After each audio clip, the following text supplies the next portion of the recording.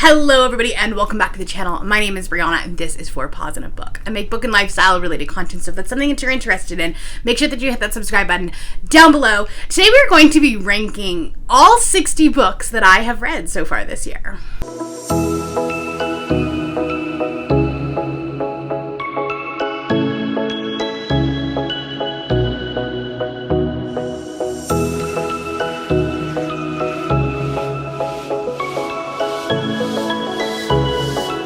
Okay, so this is not an original idea. I've seen a couple of people do it. I will link the original inspiration video that I saw down below from Journaline Reads. But yeah, I've read 60 books so far this year, and I'm just going to rank them. We're going to go from 60 to 1, and I don't know how many of them will be super surprising, specifically at the bottom and at the top. The middle is where it kind of got a little bit muddled, I would say. Now, I did this a little bit interestingly. When I rate a book, I give it like a decimal point number because I rate it based on a different, like 5 different things. I'll link my how I rate books up above. So I could have rated these like very scientifically with actual numbers. I could have done that, right? But I didn't. A, because that seems like way too much work. And B, I just went off of vibes. We just went off of vibes today, and I'm here for that. So what I did was I scrolled through Goodreads, basically here are the books that you've read, and this is your 2022 challenge, and I just kind of picked off of them and until I finished my list. I really knew what was at the top, I really knew what was at the bottom, and so we just kind of figured out the middle. I'm curious as to whether they would land roughly in the same spot based on science and actual numbers, but that's not what we're doing today. Okay, so here we go. We're going to start at number 60. We're going to go up to number 1. I'm not going to talk in detail about all these books because obviously there's a lot of them. I will link my 2022 wrap-ups playlist up above so you can watch them if you would like. If you haven't been following along or if you're new here, welcome. We do interesting things here on this channel. It's a little bit chaotic. It's fine. Don't worry about it. So let's just talk about it. Most of the ones at the bottom I'm not going to own anymore because I've already unhauled them. So coming in at number 60 is my least favorite book of the year. The book that I really, really, really hate a lot. The Ocean at the End of the Lane by Neil Gaiman. I don't think anyone is surprised by this at all. This book is weird. This book was a fever dream, and I don't like it, and I don't like it. Coming in at number 59 is the one that is controversial. However, I don't care. I stand by this. The Love Hypothesis by Ali Hazelwood. I will link that vlog up above. I don't like this book at all. I don't get the hype. I don't get the hype. I'm sorry. I'm sorry. I'm not sorry. Coming in at number 58 was No One Here Is Lonely by Sarah Everett. This one just didn't vibe with me. I understand the appeal of it for teenagers. However, as a 33-year-old woman, I related to absolutely zero of this book. Coming in at number 57, another controversial romance pick, and that is The Spanish Love Deception by Elena Armas. This book was way too long. It drug on way too much. It had some serious plot and pacing issues, and I didn't like the love interest. I thought he was kind of a piece of crap. Sorry. Here's where it gets controversial. I think that this book was better than The Love Hypothesis and The Spanish Love Deception, and that is The Dragon's Bride by KATEE Robert. This is definitely a dragon human erotica where the dragon has 2 eggplants. If you know, you know. The fact that I like this one better than The Love Hypothesis and The Spanish Love Deception might be a controversial opinion. Coming in at number 55 is Anatomy, a Love Story by Dana Schwartz. I read this book for the Can We Trust Barnes & Noble video. I'll link it up above. It was really fun. I did not like this one at all, and I had some things to say about it. Coming in at number 54 is Death on the Nile by Agatha Christie. This one is dated at best. But again, I don't read a lot of classics, so it's probably me. Coming in at number 53, the first book that I still own, and that is The Hawthorne Legacy by Jennifer Lynn Barnes. This one definitely had middle book syndrome. The ending was really weird. And it just kind of fell really flat after how much I liked the first book. which you'll see later on. Coming in at number 52 is The Sweetest Remedy by Jane Agaro, I believe. This one was just mismarketed because I went into it definitely thinking it was a romance, and it wasn't. It was definitely contemporary, and so I just kind of felt a little bamboozled, and because of that, it dropped my enjoyment down quite a bit.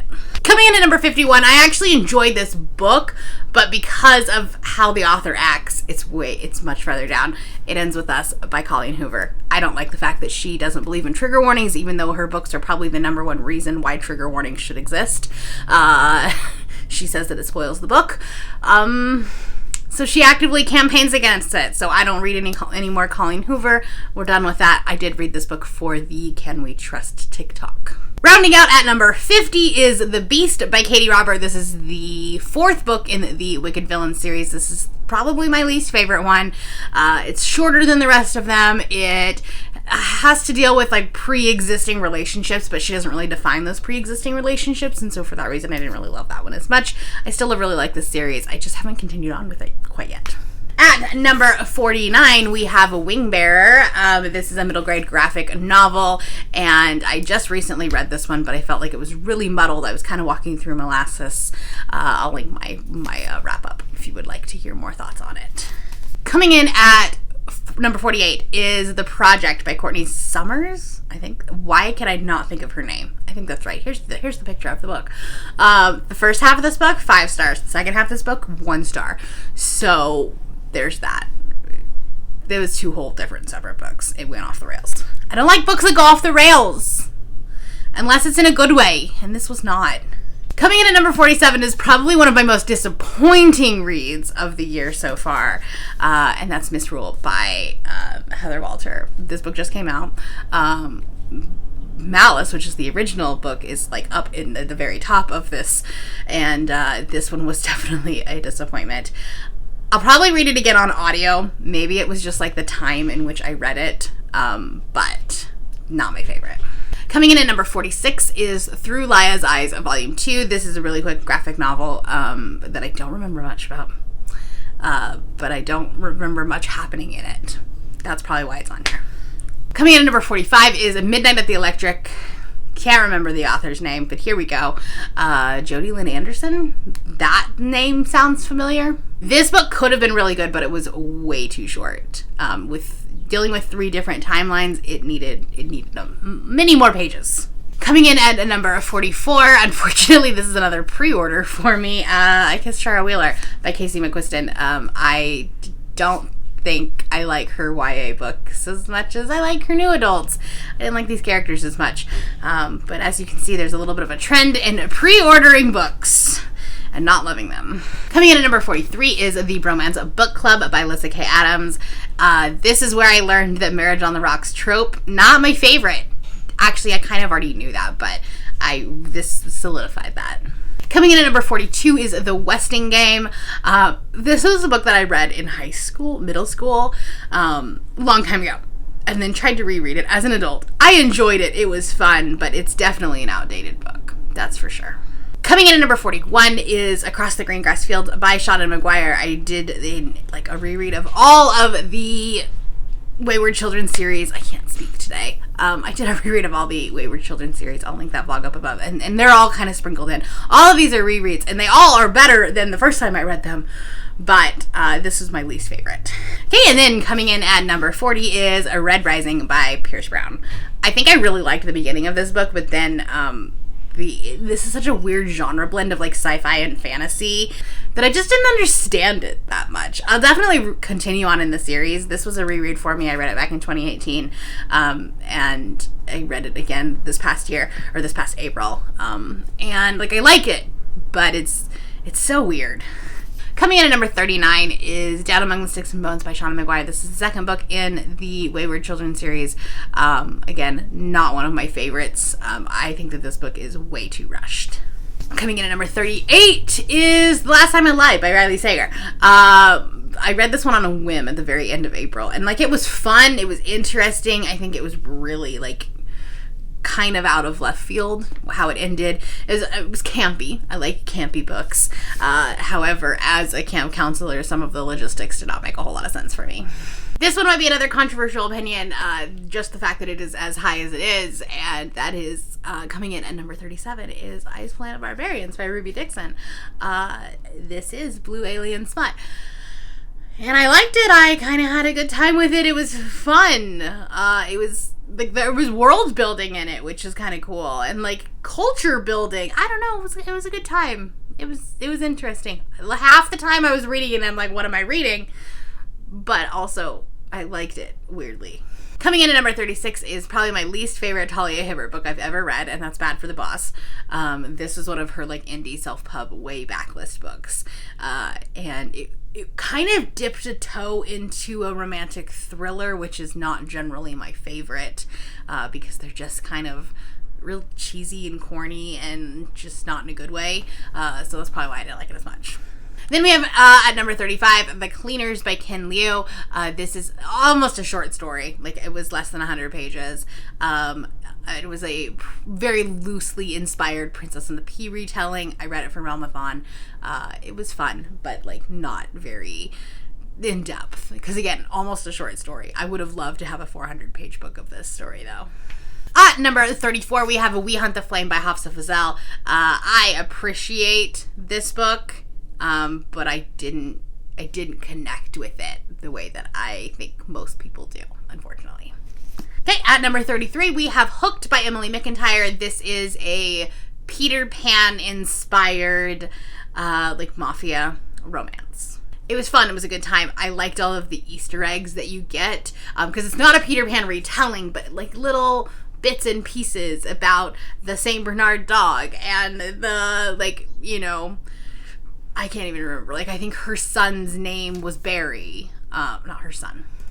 I think her brother's name was Barry. Like, it was little Easter eggs that, like, you wouldn't have picked up if you weren't an actual Peter Pan fan, but I am. Then at number 32, we have the first book that I read in 2022, and that was The Kindred by Alicia Dow. This is actually a prequel to The Sound of Stars, but I actually think I liked The Sound of Stars better. There were some parts that I think might have been a little bit half-baked, a little underdone, not quite as well developed as The Sound of Stars was. So I think it was just like she was on a deadline, and sometimes that happens. Coming in at number 31, we have First Comes Like by Alicia Rai. This is the third in the trilogy. I can't remember what it's called, but it's like the Right Swipe and then Girl Gone Viral. For like most of this book, I did not like it, actually. But then it did this thing at the end, where it challenged the miscommunication trope, and I loved it for it. She was like, well, he did this thing, and that must mean that he doesn't love me, and blah, blah, blah. And her friend goes, well, did you ask him? And I was like, praise be. So for that reason, it got bumped up quite a bit of spaces. And then coming in at number 30 is Wicked Beauty by Katie Robert. This is the newest in the Dark Olympus series. I actually read it in May, so you haven't even seen a wrap-up for it yet. This is my least favorite in the series, but I think that it's going to be a lot of people's favorites. It just didn't quite hit the mark for me. Okay, we're in our top half. That was the bottom half. This is the top half. Okay, here we go. Coming in at number 29 is That's Away by Darcy Little Badger. I totally understand why people really, really love this book, and I will 100% read from Darcy Little Badger again, but I do think this book had a little bit of pacing issues.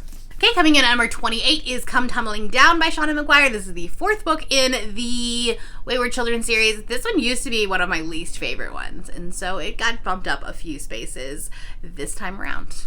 Coming in at number 27 is one of the biggest surprises on this list, and that is It Happened One Summer by Tessa Bailey. I was ready to write off Tessa Bailey as an author. I did not really love her writing. I don't love the way that she writes her male characters. And then she wrote this book, and it's adorable, and he's a cinnamon roll. And so it has restored my faith in Tessa Bailey again. Have I picked up another one since? No. But we'll see. We'll see what happens. Coming in at number 26 is Gallant by V.E. Schwab. This is a polarizing book. I think that it is going to be on some people's favorite books of the year, and I think it's going to be on some people's least favorite books of the year. And for me, I'm just like sitting right here in the middle. And I'm like, yeah, it was good. It's not her best work, but it's not her worst. So, I don't know. Then at number 25, redeeming another author, is Wondersmith by Jessica Townsend. This is the second book in the Nevermore series. I had Nevermore on a 5-star prediction, and it got 3 stars, and I was very disappointed in it. I might have made my most disappointing books of the year last year. I don't remember. But then I read this one in January, and I read it so quickly, and I really enjoyed it. So it has restored my faith in the series. I picked up Hollowpox. I haven't started it yet, but it's getting better, so that's good, right? At number 24, we have Comfort Me with Apples. I can't remember the author's name, but here's the cover. This was another weird horror novella that I really liked, and it did some weird things, and I had a lot of fun with it. Then at number 23 is The Inheritance Games by Jennifer Lynn Barnes. This one I did read for the Can We Trust book talk, and I really, really liked this book. I thought it was very like Westing Game inspired, and I had a lot of fun with it. And unfortunately, again, like I said, the sequel really let me down. At number 22, we have Finding Joy by Adriana Herrera. I picked this one up for like a random Avengers prompt. This was a really cute queer romance. It's a new adult, like post-college age, and it was really cute, and it takes place in Ethiopia, and I had a lot of fun with it. It was a very joyful, happy sunshine experience.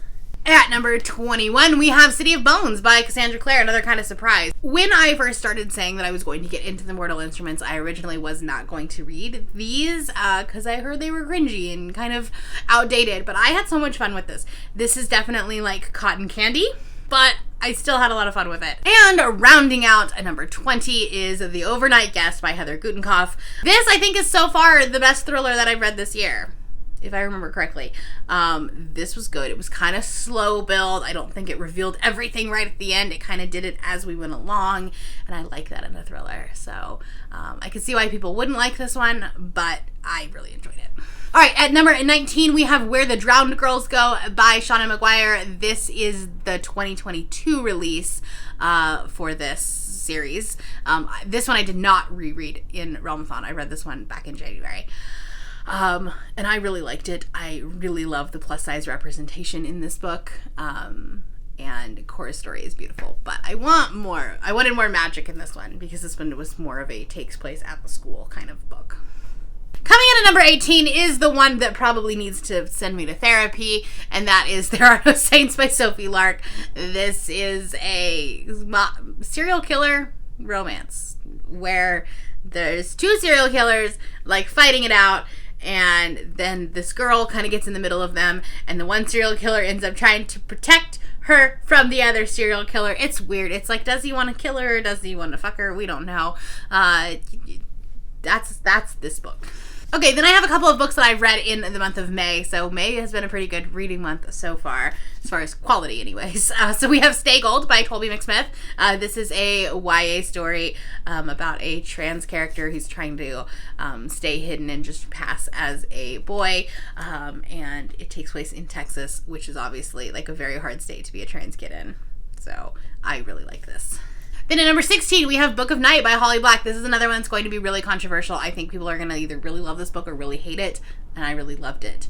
I think it had a very, like, darker shade of magic kind of vibe to it, kind of this, like, urban fantasy with magicians, and I really liked it. Coming in at number 15 is Electric Idol by Katie Robert. I read this one back in January. I kind of binged the first 2 in the series, and this is the Eros and Psyche. It's got a plus-size bisexual main character, and she's badass. Coming in at number 14 is Beneath the Sugar Sky by SEANAN McGuire. This is the 3rd book in the Wayward Children series.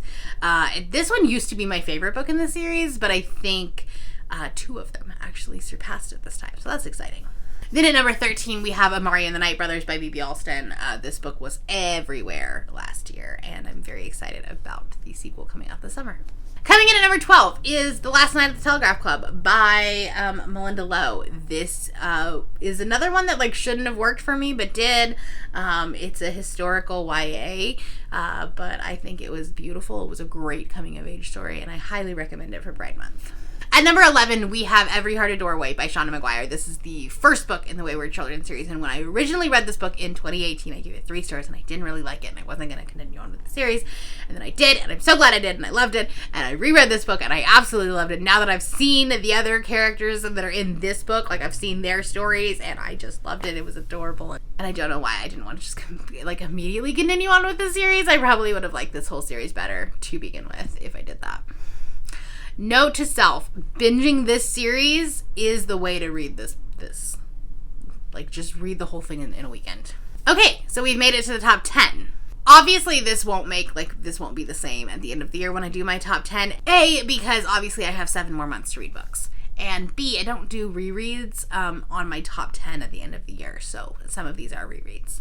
So, coming in at number 10, reread, Tea Dragon Society by KATEE O'Neill. This is a adorable graphic novel with dragons, with tea leaves that come out of their head, and it's just a really, really cute series, and I reread it for Ramathon. Okay, I'm gonna put number 8 and number 9 together because it is Heartstopper, Volume 3 and Volume 4. I read Volume 1 and Volume 2 last year, and then 3 and 4 this year, and my boys are so adorable. I've been told I do need to catch up, but I don't like reading it, like, on the website, so I'm just waiting for Volume 5, because apparently it's good. At number 7 is my favorite of the Wayward Children, and that is In an Absent Dream by SEANAN McGuire. This one is the fourth book. It takes place in the Goblin Market, which I think that if I had a portal world, this would probably be the most similar, because it just makes sense to me. At number 6 is A Dowry of Blood by S.T. Gibson. I just read this one last weekend, and oh my god, like, this is book number 60.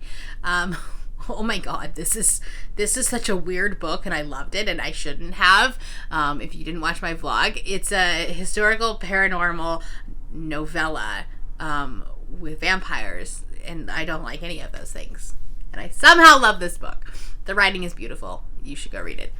It's very short.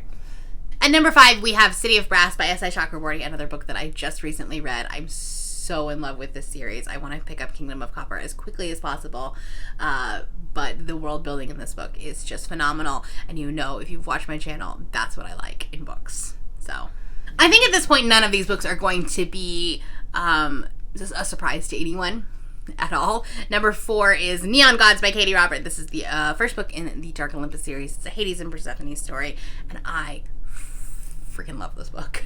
This was such a good story. It's Cinnamon Roll Hades. Like, what more do I need to say? At number 3, we have The Heart Principle by Helen Huang. This is the 3rd book in the Kiss Quotient series, and I think that this book did a phenomenal job at everything that it was trying to do. I understand that there is criticism for this book. I understand it. I don't agree with it.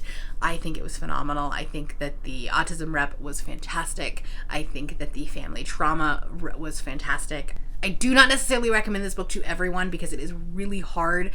You get to see in real time the deterioration of her father's health, and so, like, that's a very real thing. So if you're at all sensitive to that or dealing with that, I don't recommend this, but it is a fantastic book and it was done so well. Okay, and number 2 is Malice by Heather Walter, which is why I think Mistral was so disappointing, because this book is just chef's kiss. It is a sapphic retelling of Sleeping Beauty, where Aurora and Maleficent fall in love. And, like, so good. So good. A true villain origin story, though. Which, of course, means, by no surprise, my favorite book of the year so far is Delilah Green Doesn't Care by Ashley Herring Blake. A sapphic summer love story. I've tabbed and annotated this book. I love it so much. Definitely recommend this book for Pride Month. It's a perfect story.